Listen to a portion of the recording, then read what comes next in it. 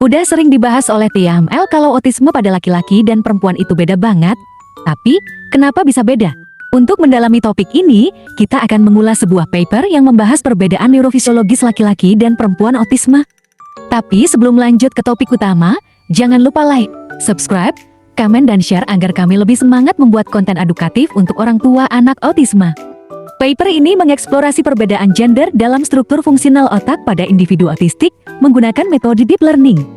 Deep learning adalah cabang dari kecerdasan buatan yang meniru cara kerja otak manusia dalam memproses data dan mengenali pola. Studi ini bertujuan untuk memahami bagaimana struktur dan fungsi otak berbeda antara laki-laki dan perempuan dengan otisme, serta bagaimana perbedaan ini berhubungan dengan gejala klinis yang dialami masing-masing gender. Para peneliti mengumpulkan data dari berbagai situs untuk memastikan bahwa sampelnya beragam dan tidak terjadi bias lokasi. Nah, dari sini, ditemukan pola yang berbeda antara otak laki-laki dan perempuan otistik. Ternyata, Deep Learning mengidentifikasi perbedaan konsisten dalam cara kerja otak antara laki-laki dan perempuan otistik.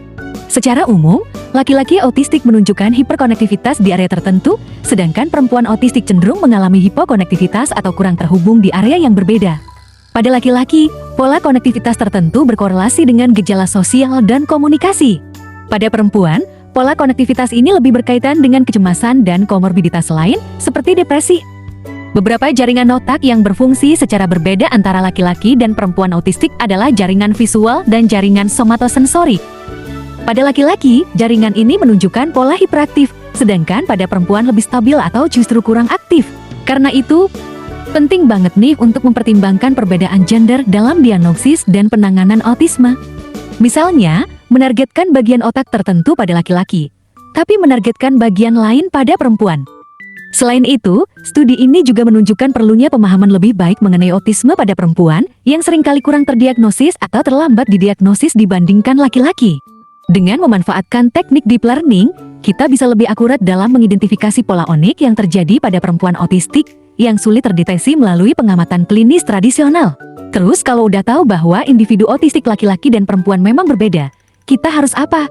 Tentunya banyak yang bisa kita pelajari. Anda bisa ikut training online terapi otisme alias Tota Taimal untuk belajar lebih banyak tentang otisme. Hubungi nomor di caption untuk mendaftar.